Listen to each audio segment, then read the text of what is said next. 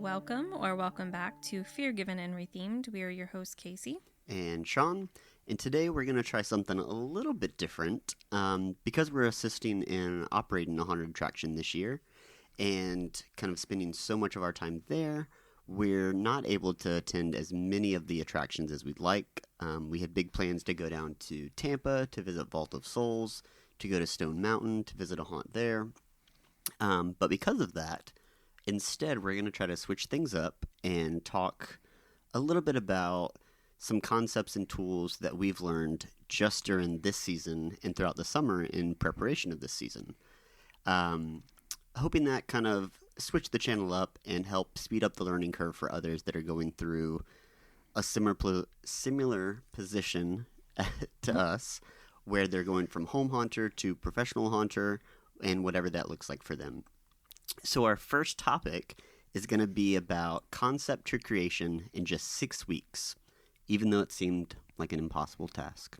Yeah, it really did. We were like, how are we going to do this? Yeah, I don't think it clicked when we had like our first round table in July of like, hey, this was the concept, like this is the storyline, the narrative, the theme, and we also want to open September 1st. I think in my head I was like, oh, that's fine. Like, we're still in summer. We've got plenty of time. I know, that's what I thought too. And then you were like, no, it's literally in 6 weeks. And I was like, wait, what? Right, because I started like backstepping and I was like, all right, so I need to know when construction needs to start if that's what I'm responsible for. So final details are going to be like lighting, effects, and like actor run-throughs.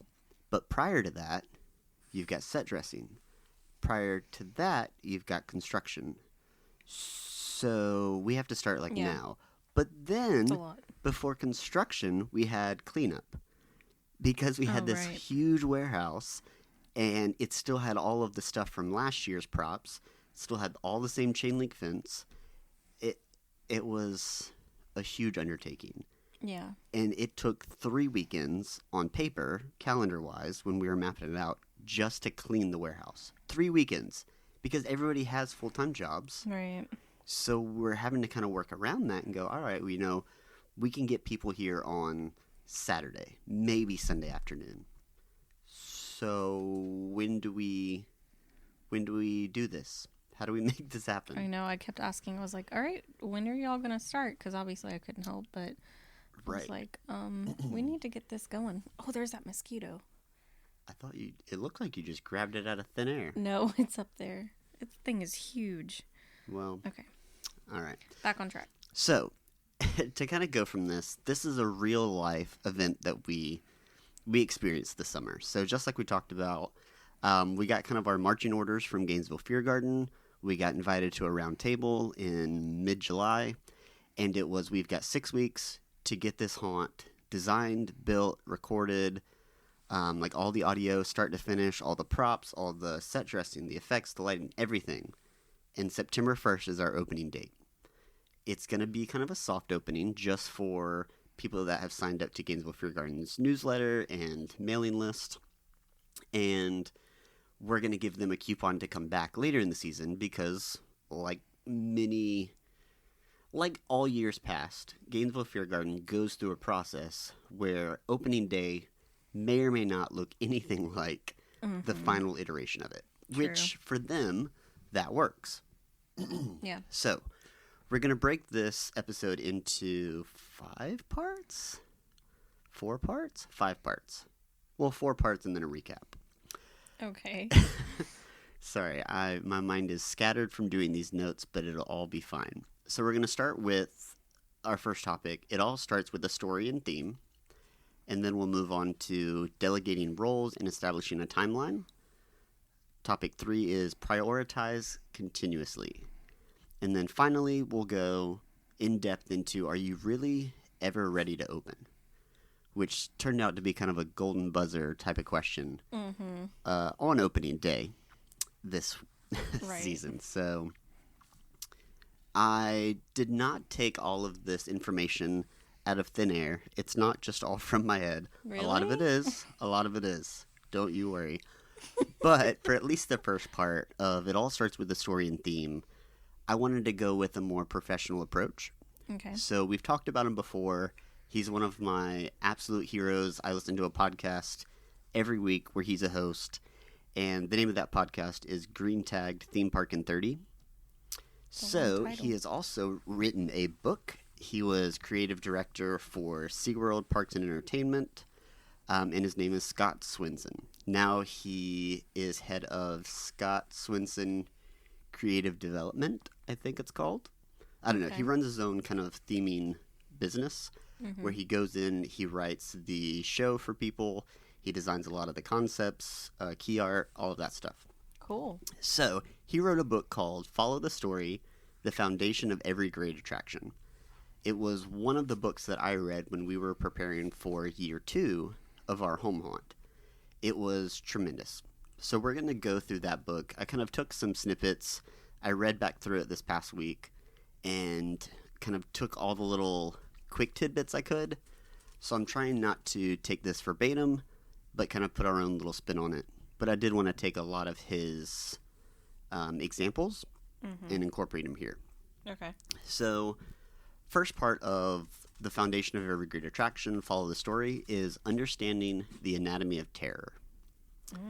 Would you like to talk about some of these parts, even though I wrote all these notes, so it's not just me talking? Sure. So, I guess I'll just read from your notes. Sure, and then give your thoughts. Okay, so understanding the anatomy of terror. I thought you said a terror. I don't even know. Anyway, so you have the beginning of a story, which provides a background, establishes reality, sets the scene, and then it has a segue. That's how you spell segue? Yeah. You didn't know that? Bruh. This is your first time ever seeing segue written down? I am 32 years old, and I thought it was Woof. a different spelling. How'd you think it was spelled? Actually, like a segue. I take that back. There's 2 ways to spell segue. Okay. I think like the motorized version, Yeah. I think is SEGWAY. Right. But I Anyways. believe, as far as I know, SEGUE is like a transition I point. thought it was always seg. You do you, boo. You do you. Okay, so it's a segue from actual reality to the haunt's reality. Yeah. And then you have the middle of a story, which is a steady incline in intensity with breaks to give guests time to digest it. So don't create a scene if it doesn't fit, which is very What true. does that mean? Can you give us an example? So don't create a scene if it doesn't fit. So like, for example, we put putt in the middle of a haunted like house that had no reference to putt. But why? Because we had it. Because we had the stuff to pull it off. Right. So yeah, this is not going to be a knock on anything Gainesville Fear Garden or us, since now we're kind of one unit. No. None of this is going to be a knock on that. But I think it does speak to sometimes you can't plan for something to not be a good idea beforehand. Sometimes you can, and you can see it a mile away, like, this specific thing doesn't make sense. But a lot of our examples in this is going to be where Gainesville Fear Garden season started and where they are now. Yeah, because you could create something so, like, cool in your head, It gets and then so lost in the details. Yeah, and then you like actually do it, and you're like, wait a minute, that was terrible. Yeah, that's how I felt about Private Experiments. I felt like it was such a cool concept, and it was, but if we're trying to scare people, all right, maybe it didn't work. Right. And then you have the ending of a story, which is a resolution to the story, an impact or consequence of the events, cliffhanger with transition to actual reality, then final jump scare? Question mark? Yes. So something that he talks about in his book is a lot of haunts have that, all right, the story's ended, now you're free to go back to your normal reality. Just kidding. Finale jump scare. Halloween Hornets. Did I say final jump scare? You did, which it is what it is, like finale, final. There's an I E feel there. so stupid being pregnant makes you feel so freaking dumb. I'm just gonna I think you're the smartest person that's pregnant in our household. I'm the only one that's pregnant in our household. Oh, be that as it may. Shush. Rude. So, something that I think that has changed semi-negatively at Fear Garden in this outline is the beginning of the story, the background, the establish a reality, set the scene, segue from actual reality to haunts reality. I think we had this in iteration 1.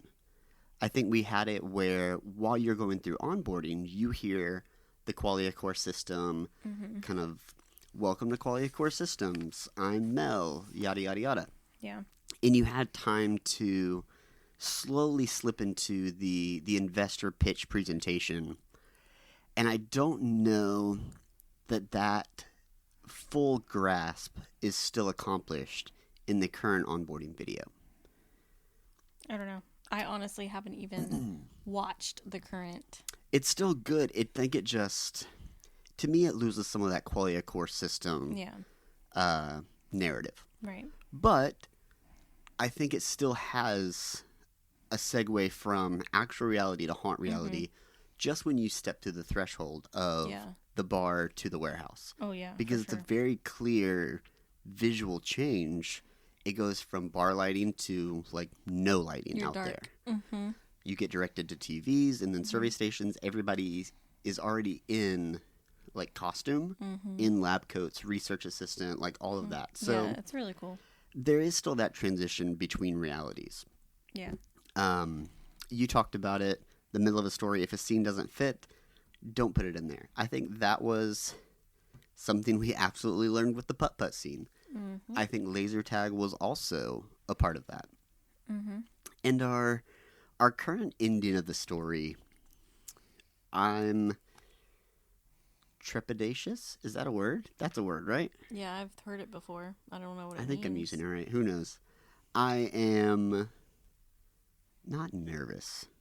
It's not that I have nerve. Blech. Why my words are... Because They're we're gone. tired. Yes. Yes, we are. So the ending to the story, I think at Fear Garden currently, it leaves a little to be desired. Yeah. I don't know. So guests seem to be enjoying it more. And I think that's the main point of the experience. If the guests are happy, we're happy. But from a personal standpoint, I wish that there was a little more closure. Agreed. Because right now we go from, you get this big setup for Mel, and then you get this story and the sensory deprivation, and then your only clues that Mel is corrupting and like breaking down is in the Grave Rave audio track. You hear Mel screaming, you hear her pleading for her life, you hear her whole decline, and if you walk slow enough, you actually hear the full audio. Where at the end, she's yelling out, please, and the whole, like, Grave Rave music starts to corrupt itself, and then it just, boom, it breaks down. So that's the ending? So what... The ending is Mel unofficially breaks down, and she's defeated, quote-unquote. Okay. And then your transition back to your reality is going through the dark tunnel. Oh, okay. And, yeah. And that's it. So, there is a transition back, and there is a cliffhanger, but I still don't think that everybody understands that narrative. I think they get so distracted. I don't think they need to understand the narrative. Right? Yeah. I think they get so distracted at the end with scares that they're just like, wait, what? What just happened? Right. Yeah. So what story was I listening to? Exactly. So, as a whole part of this, it's easier to make a story based off of some central reference. Whether it's... Was that your back popping? Holy cow. It was something popping. So, it helps to have a central reference to fill the story. So, for this, you can either fill it with actual history, with actual places, with myths or folklore, or current events. I think the AI House of Horrors relies heavily on current events. We started the same month that Apple officially released Apple Intelligence. Oh, that's true. Their version of AI. That was, like, fully on point. Like, it was rumored all year, this is what they're going to do. Yeah. That's where Ken pulled his timing for this and pulled the theming was, it's going to line up with that perfectly. And it did. I'm glad they actually released it. And AI, ChatGPT, like all of these things are so prevalent in schools, in jobs, everywhere. Yeah. So I think if there was ever going to be a year where an AI theme would fit, it's this year. Yeah, I agree with that. I don't know if you would be able to shoehorn it into any future year unless it makes a huge tech advancement. Right. So that kind of encompasses the understanding the anatomy of terror, which is really just basic storytelling that you would learn in, elementary, middle school English and reading class. How do you develop a story from start to finish? Right. You have a beginning, a middle, and an end, and then you have a reference for it all. Right. So next, you want to talk about who are your characters. Sure. So, who are your characters, including your guests?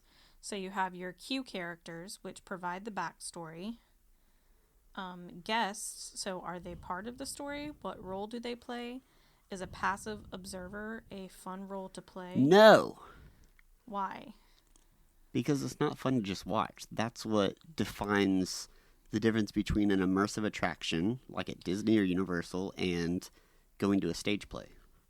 A stage play, you're not part of the attraction. You're just a guest. I like to observe. You do, but there's a time and a place for it. Like, you don't... So what we did, you and I, for our home haunt last year, was very borderline. Like, you didn't go through any of the rooms. You went past all the rooms. Right. That, to me, was a huge slip-up on my part. Yeah. It was easier to make the sets exactly how I wanted and like not risk... exactly, not risk anybody messing them up. Right. You can't go in the room. You can't mess them up. Yeah. But that's not fun. No. So. Okay. So who's the antagonist? Is there a hero? What makes that character fit into a feared environment versus a drama or basic mystery? These are all wonderful questions. Yeah. And then remember to transition guests back to their own reality. Maybe include callbacks or setups for the following event. Yeah. Okay. So something that we did in our home haunt last year that I think could have been a callback was the missing child posters. Oh, yeah. I think if we wanted to ever expand the story, that would be one of the first places I would start is, well, who are the missing children? Like, what was their story? Could we make a series of short stories about each of those characters and how they went missing? What were the families going through? How did they cope with it? How did the police get involved, if any? Right. So that's kind of an easy one. A lot of people put missing posters of the villain or the antagonist at the end. So think back to Halloween Horror Nights in 2023 when they did the Dr. Oddfellow's house. Yeah. But they had the Jack Schmidt poster on the outside of Wanted. So just like really simple things like that. So for Gainesville Fear Garden, who in your opinion is the antagonist? Is it Qualia Core Systems or is it Mel? Mel. I would agree. Yeah, I think so. She seems rude. she does She seems out to get us. So I think when you're developing that antagonist, you can't just make them on the opposite side and make it like, oh, that's the doctor that I don't like because he hurt my teeth, but he's a regular guy. Yeah. Like, if anything, that's just a drama movie or like a basic Sherlock Holmes, like, well, why don't you like him? Oh, I don't, this one time, I can't talk about it. It's not horror, it's not a fearful environment or anything like that. Mm-hmm. If you want to bump it up, then, well, actually the dentist stole my teeth and he was running a black market scandal, but then he was doing this, like something that makes you in terror, like puts terror in you. Makes you scared? Yes, something that makes you scared. I gotcha. So yeah. Okay. So who are the guests? What role do they play at Fear Garden this year? The guests, they are the subjects. Yes, subjects of what? Like what? How do they fit in the story with Mel? They are the subjects of the the research part of, I don't know. So I think all of these are just going to be trivia questions because this is fun. But I think it's like this is a fun activity to go through. Is Gainesville Fear Garden doing a successful storyline? I think is how we're answering these questions. Okay. You with me? Mm-hmm. All right.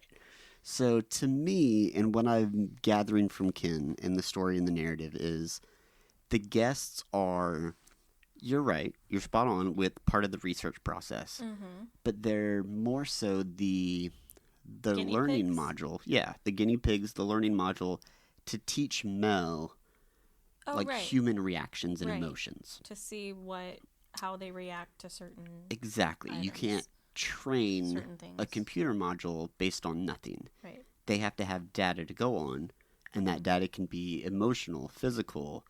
Like, we're getting to a They're stage test in subjects. real world, exactly, where you Yeah. can quantify That's what I meant. and qualitize data. Yeah, so I got that right. Yeah. You were like 98% there. Yeah. All right, what's next? So that covered the who are your characters, including your guests. If you have Q characters, provide a backstory. We don't really have any of that at Fear Garden. We don't need it because our Q is A bar. in the bar. Yeah. Right. So you already have enough things going on where you don't need one more person scaring you in a fun environment. Right. So next, it's more about how do you put the story from paper into an actual attraction, something that you can walk through. So that's more crafting the story by creating the atmosphere. Do you want to read through these, or do you want me to? I can read through them. Okay. So they're more like snippets of my thoughts. I don't know that they're like fully formed ideas. So you can so large versus small spaces. What do large spaces like? When would you want to use a large space versus a small space in a haunt? Can you give an example? So, I mean, usually with a haunt, you want a large space because you want, like full reign to do more of like the queuing or the. So in terms the lines of and stuff. large space versus small space, think of it more as like height. So like when would you want high ceilings in a big open expanse? Yeah, to make you think you're in a certain like for instance at Halloween Horror Nights, they had the super tall Ghostbusters building. Yeah. And they used that height to their advantage because it shrunk you into making you think that you were actually in that scene. I think another good display of that was the big entrance to Insidious. Oh, yes. The like door. way larger than life.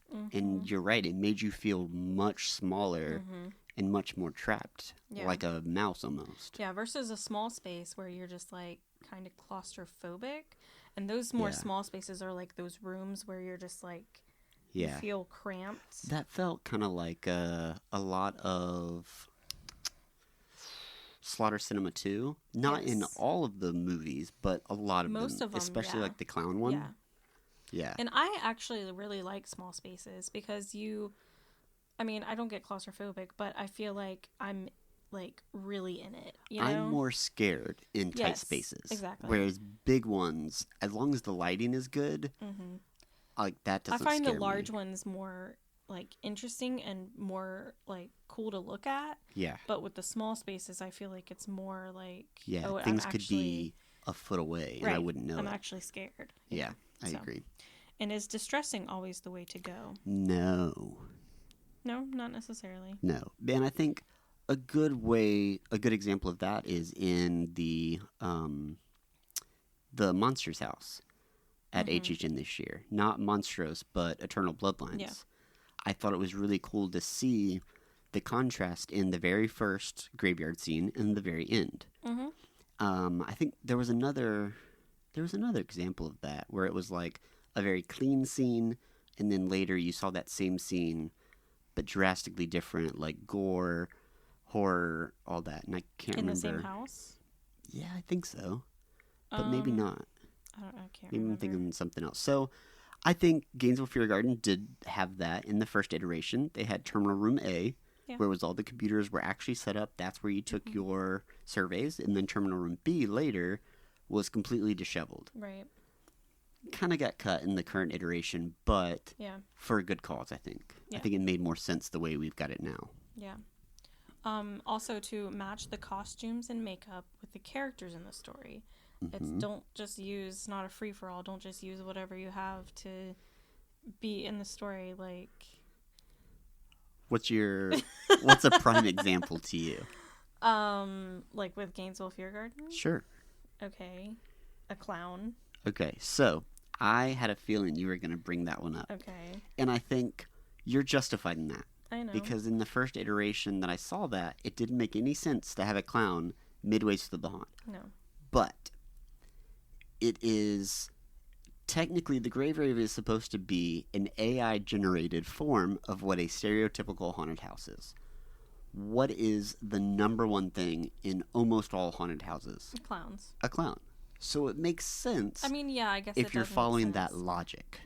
Yeah. If you're going that deep in the narrative and rationale as to why decisions were made, it makes sense. It's very rare to go to a haunted house and not see at least one clown. Exactly. Most of the Q actors are clowns just because they're easy costumes and they're easy to scare. And I agree with you. I don't think that the clown being halfway through Grave Rave was an intentional choice.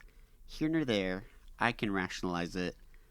So I'm willing to have that argument if people are like, well, that doesn't fit, so you're already in the wrong. Well, hold up. Actually, if you knew more of the story, it does fit. I'm going to get into a princess outfit, a princess fairy outfit, and I'm going to go in the Grave Rave. That doesn't make any sense. Exactly. I will kick you out. I'm going to scare everybody. I'm not in charge of actors, but I will tell the people in charge of actors. They will kick you out. So, blood for blood's sake isn't scary, just messy? Yeah. What does that mean? So, we ran into just like this. putting blood everywhere? Yeah. If your go-to is, well, just perma-blood it. Yeah. But just because. How did there get blood? Right. Why is there blood there? Speak. Every drop of blood needs to serve a purpose. Yeah, like someone was killed here, obviously. Right. So when we did permablood ultimately for the front of the facade of Private Experiments, yes. Before we did it, one, I had always been against putting any sort of blood or gory on the facade because I didn't feel like it fit the story that was going on inside. Like right, if you're it's a shed. Right, if you're a professor or psychologist and you're doing experiments within the shed, you want to make the outside presentable so that people aren't scared until they get inside and they're already trapped. Right. So whether nobody knew that logic or not, or that story, I did. And to me it was important in keeping a hold on that. Yeah. No, I get that. But when people kept doing photo ops in front of the facade... Yeah. Because it looks amazing. Because it does look really cool. Can you itch my toe? Sure. It made sense. So we already had like a phlebotomist chair there. So I thought, you know what? Permablood might actually be really cool here if we put it as part of the photo op. Yeah. So what we did is we took a mannequin head, put it in front. Yeah, that was a good idea. And sprayed permablood so that it would look like it hit the head and then it splattered behind it. Almost like a gunshot wound, but in front of the head. Yeah. Either way, if you're a blood expert, like the ballistics, if you're a ballistics expert... Really? That's what it's called? No. Well, what? A ballistic expert? So when people like get murdered and like blunt force trauma and everything and there's like blood on the wall, I want to do that. They can actually like connect dots and go, all right, well, based on this splatter pattern, I know that the ballistic came from this angle from over here. So if you're a ballistics expert, I think that's what that is. Who knows? I might be completely wrong. It doesn't matter. They, like, technically this blood splatter doesn't actually make sense. What it would mean is somebody got shot from in front of the face and it splattered around the second person's head. Yeah, you're right. But here nor there, I think it makes sense we also put a sign saying, "Hey, put your head here for a photo op," and it looks like your brain's got like Bashed in. from Or behind blown you, up. blown up. Okay. So just doing blood in every scene, in every environment, it just gets old Don't real just quick. freaking No, well, partially. He's like, oh, I have blood. Where can I put it? Here. Honestly, perma blood is not cheap, so if you've got it, you might as well use it. I know, that's really true. I mean, how many times did we use the word rustic when we were building our house, just as a cover-up of like, oh, if it looks a little like a barn, like it's real shoddy, oh, it's just rustic. Yeah. So yeah, that's the, not hippie, that's the, what are we, hipster. Rustic is to hipster as bloody is to haunter. Yeah. That's my equivalent. Yeah, you always gotta have blood. Yeah. And then layered audio. So ambient, local sound effects, triggered main audio. Yeah. So I didn't have a huge appreciation for this until we did Fear Garden this year. Yeah. Because, one, we only had groups going in every like 10 to 20 minutes.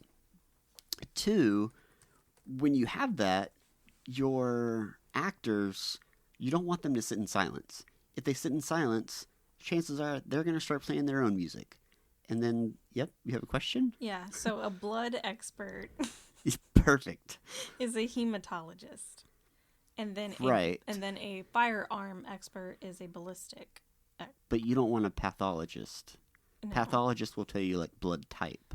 Right, you but want a hematologist is a blood expert witness or blood spatter analysis. Oh, so they actually look at blood splatter. Yes. As a hematologist. Mm-hmm. What do they call female blood experts? Shematologist? Okay, go on. That was a good one. I'm sorry you didn't like that. Dad joke. So yeah, in Gainesville Fear Garden, we have an underlying ambient audio track that puts the actors in that kind of spooky horror mental place the entire time. Whether they're waiting 5 minutes for a group or 10 minutes for a group, they can have that and they can kind of remain in character and feel like they're in that graveyard, in that weird grave rave in the middle of the night type of thing. Yeah. And then when we have guests go through, you have that still that you're hearing in the distance, almost like a thunderstorm way out. Mm-hmm.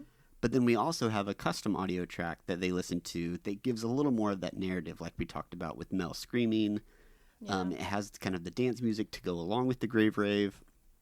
But then we also have triggered audio for actor-activated triggers, guest-activated triggers, things like that. Yeah. So those are kind of the 3 different layers that we've got.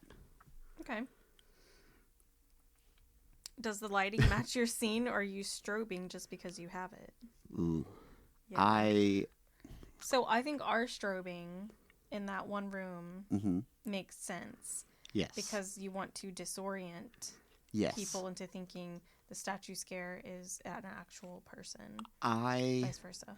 Constantly had to stop myself from using strobe lights in every single room. I know. Because it makes you more on edge. Seizures. Right. But if you're always strobing, then there's no like peak and valley to your experience. Mm-hmm. You're just constantly peaking. Yeah. So at some point, if that becomes your status quo, then the next 6 rooms that all have strobe, you don't care anymore. No. It's kind of like the sound of chainsaws. Annoying. Exactly. It's like, okay, can we not? Strobing, again, just for strobing's sake, it doesn't make sense. And it's pointless, and it just gets old. Agreed. So yeah. Okay. I don't know how to say this word in this next section. Denouement? I don't know. Denouement? Denouement? Turning your story into a memory. Yeah. It's basically like, I think, you're ingraining the... Are you going to have it play, like, how to say it? Yeah. Perfect. In the meantime... Denouement. I don't know that I trust that, but we'll say it. The denouement. Turning your story into a memory. I think of this... It's a French word. Well, I figured it was French. Whatever. So, turning your story into a memory, it's basically creating all these accessories in your experience so that you remember things longer. So whether that's creating marketing to match the story, so maybe your AI shuts down your whole social media. Like that's an example of creating things around the actual haunt that reinsures that reality. Could be crafting dining options to fit within the environment of the story or matching the themes. So, like the 404 error code, that's one of the drinks that Gainesville Fear Garden has. They also have the Megabyte Mocktail. And then they had something else last week that I forgot the name. But here and there, that they make custom drinks each weekend with custom names to match the AI, machine learning, computer technology, and verbiage. Right. Another thing you can do is you can provide merch that raises marketing and gives the guests something to keep that's in line. So I'm trying to think of a good example of that for this year that Gainesville Fear Garden's doing. And I don't know that we have any AI House of Horror like keepsakes or anything. No. We have the glow bands. That kind of goes along with Grave Rave, like the neon stuff like that. Kind of does. We're also giving stickers out to anybody that does the private experiment. We don't have custom shirts for this year yet. I think they're on the way. Yeah, I can't really think of anything else specific to this year's theme. No. But you could also provide a photo op within the theme for enhanced word of mouth, for marketing, for whatever. So this year, it goes along with the same Grave Rave neon vibes. There's a huge pumpkin that Maker or Master Builder Camp provided. And it looks incredible. It looks really cool. Denouement. I had to do it again. All right, so that wraps up topic 1, and that was way longer than I anticipated. So we're going to speed right along. Okay. I think all the other topics are much shorter. So topic number 2 is delegate roles and establish a timeline. You want to talk a little bit through that? Once I finish swallowing my Sprite. Okay, so you've got your theme and story dialed in. How do we build it out? I don't know. How do we build it out? I don't know. I don't know. I think how did we do it? So we took kind of like a web type, what are those called? A webgram? No. Webagram? I don't know. So we started with a map. That's of what it is. The layout. A map. A map. Not a webagram. Okay. Although I really like that talk about maps now. We started with kind of a maze layout of what would fit in the warehouse, where we needed chain link fencing, as walls where we needed actual haunt walls, things like that. So we had a good idea. Well, Ken had a good idea already of like what the path was going to be, what the rooms were going to be, things like that. And then from there, we just kind of looked at the priority of what are the most intense rooms in terms of build, cost, timeline to actually build them, things like that. And where do we start with that? Can we start doing the terminal rooms? Do we have all the computers for that? Do we need to go buy some at Goodwill or purchase them elsewhere? Is there anything that set design can go ahead and start working on before we have that area ready? So like the queue area outside on the carport, that was something that they could have done day one. And then another part of this, when we kind of dispersed and had the marching orders for everybody, it was really reminding ourselves and reminding Ken that you can't be hands-on for it all. Yeah. And I think a common phrase that we started using to de-escalate any of the stress or anxiety of we've got to be ready in 6 weeks is you're not on an island. I mean, I still really enjoy using that because I think it's really easy to know, hey, I've got a team behind me and I'm not alone. Yeah. But as a business owner, it's also really easy to completely forget that and go, yeah, but everything's falling on my shoulders. Nobody's helping me, whether that's because I didn't ask them to or they didn't realize they needed to. Yeah. Like, people don't know what needs to be done sometimes unless they've been through that before. Sure. So we both know that marketing is not really our strong suit. I'm not an extrovert. I don't enjoy walking into a place and being like, hey, can I put up a flyer? I don't care. I'll do it. Right. But that was something that I had to overcome because Ken wasn't I'm proud of wanting you. to. You did a great job. He didn't want to ask people to do this for him. But he also didn't have the time to do it himself Right. because of all the other things he has going on Yeah. to keep the place running.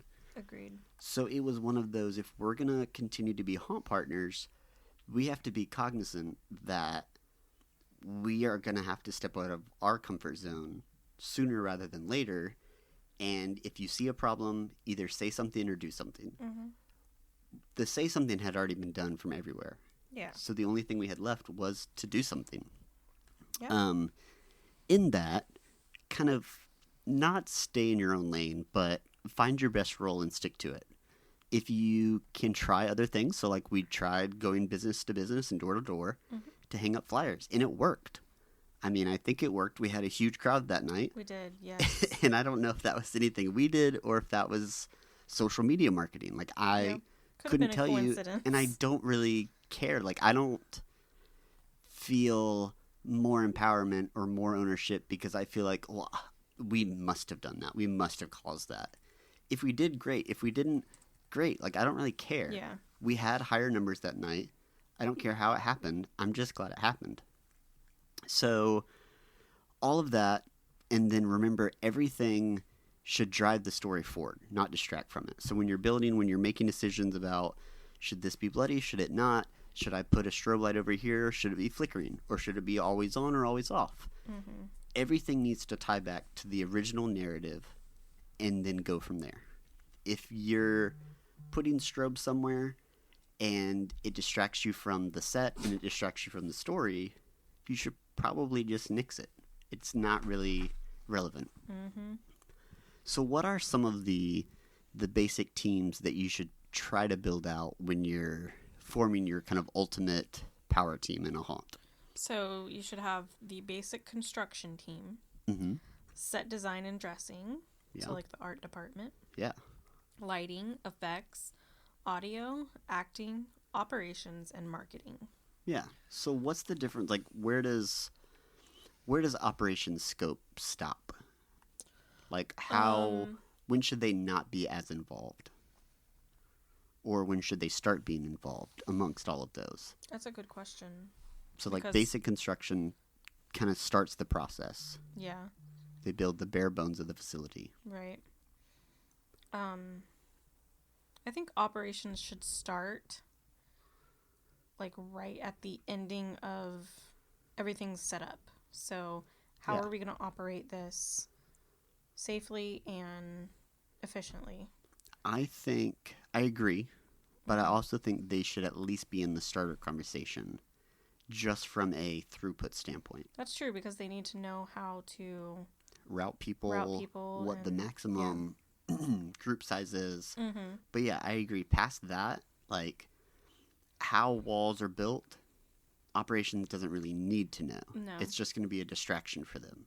True. Same thing, like marketing doesn't need to know all the rooms necessarily. No. They just need to know an overarching theme. Right. The actors don't need to know how the walls are built. They just need No. to know that they have a place they can go and how to access that. Mm-hmm. And know the story. Right. But I think if you get all these groups in for every single portion of it, so like if basic construction, if we had a hand in marketing, that's probably not in our skill set. Right. Like, I know it's not in mine. I enjoy making marketing things, but I don't think I'm The good best enough at at it. it to take ownership of that. Right. So that kind of leads into a very precarious question of you have two options. Mm-hmm.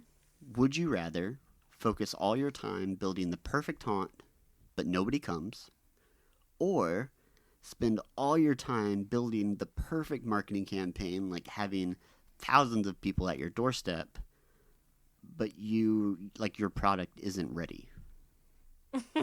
That's a trick question. Exactly, because that's all in terms of like, how do you balance your time? So as a business owner, you're wearing multiple hats. So if we go back to the list of all the different groups, I would say Ken takes full ownership over operations, marketing, and audio. Like full on. Yep. I think he has his hand dipped into the acting, the effects, the lighting, and the set design and dressing. And I think we are heavily involved and take ownership over basic construction, lighting, and effects. And have little hands in operations, set design, dressing, and we give opinions on acting, but acting is more up to the people that have done it more professionally. So we leave that to people like Briar. They're great at giving those bullet points of this is what you can do to do things better. This is what you really should avoid. So it's kind of a mixed bag, but because you're wearing all those different hats, you have to figure out how do you divide your time into getting people to come and getting the product finalized and finished. So I don't think it is a loaded question. Yeah. But I mean, ultimately, I think I would rather have a perfect haunt and no one come. Yeah, that's exactly why we got into the mess we did last year, is because we were so invested in wanting to make every little thing as cool as we could, and it wasn't even incredibly cool. It was to us. It was to us, yes. But nobody came. And by no one, we mean like 25 people total. But you know what? It is what it is. But it was only one night, so it's like, yeah, but what do you expect? In that 25, that included people acting in family and people that already lived next door. So, past that, trying to wrap up this delegate roles and establish a timeline is something we had to keep in mind. This is very much a project management style of process. So we have 6 weeks. Your role that you're responsible for probably isn't the final step. Like, the final step is you're walking the guests through the door. So operations is really the final step. Granted, they're throughout all of it, but all of that to say, set dressing can't be physically completed before construction. Right. Set dressing can start developing props on their own time and in their own space to bring in later, but like, there are certain processes that have to happen before others can even be involved. Acting can't really go into an open space and go, oh yeah, I know exactly what this is going to feel like when the guests come through. I can start acting right now. No, they have to feel their environment. They have to feel the atmosphere and the audio and the lighting to be able to see, how am I going to jump out? Should I jump out? Should I be visible the whole time? Kind of all of that. So the biggest takeaway is give the next step in the process enough time to complete their step. If we did construction for 6 weeks straight, then where does that leave everybody else? Right. They're all shafted. We took up all the time and we didn't account for anybody else but ourselves. And that would have been selfish. So a big thing is just collaboration. Know where one of your steps can end before another one from somebody else's team can start. It's kind of the big thing. Yeah. So yeah. Moving along quicker is prioritize continuously. That is topic number 3. So how do we do that? You define what the bare necessities, I'm going to start singing, just kidding, are versus ongoing enhancements throughout the season versus sprinkles when you're really on fire creatively. What? Creatively. Oof. And have the time to devote to them. Yeah, so I think that might be my favorite term I've learned. Sprinkles. Sprinkles. Yeah, I had to ask what that meant. I was like, right, but it's a really like it's a straightforward approach of, do we need to be focusing on this right now, or is this sprinkles? Right. So, like, Yeah. we want fog coming out of this freezer. Is that an absolute necessity? Like, are people going to understand that this is a freezer because it already looks like a freezer? Yeah. Yeah. Is fog going to make it cooler? Yes. Is it going to sell the idea that this is a freezer? No. It already is a freezer. That's obvious. So, putting fog is a sprinkles thing. Mm-hmm. What in the world is Duncan doing? I'm not sure. What are you trying to do, bud? I think he wants us to be done recording. Yeah. All right. So, sprinkles, love it. And past that, you just have to know what's absolutely necessary versus what can you continue to do while the season's progressing to make things better. You know, you have to be open by a certain date. If you're starting to sell tickets, you got to. Right. So that segues or segs into our final topic. Are you ever really ready to open? No. No. If you're not willing to bear negative feedback, then no, you should never open, honestly. I think he's hot. Duncan, you don't have to Buddy. pant in the mic. We got one more topic. All right. So if you have a date of opening and you offer advanced ticket sales, then in my opinion, canceling or rescheduling opening can have a huge impact on your perception from others. Yeah. Some people, like if I saw a venue or a haunt say, sorry, we're not ready, we're going to have to open in 4 more weeks. My goodness. I probably wouldn't make it a priority for myself to go to that haunt. Yeah, If you came up and you publicized an opening date, like Six Flags, yeah. and you didn't meet it, then either your planning process is wrong, your project management is wrong, something went off the rails. But if you can spin it in a way to where you can get that feedback right away, have a soft opening, and then even further motivate people to come back, which is exactly what Fear Garden did. They gave a future reduced price ticket to see, like, hey, how has this thing changed? That was, to me, an incredible marketing plan, because now you're getting people to buy 2 tickets, right. even if they're not super impressed the first time. Yeah, we were like, they were toying whether or not to open. Yes, at first. There was part of the team that heavily wanted us to completely shut down and not opening weekend. It's like, no, we're opening whether Right. it's good or not. No part of me entertained the idea of delaying opening. No, I did not want to delay it either. Even now.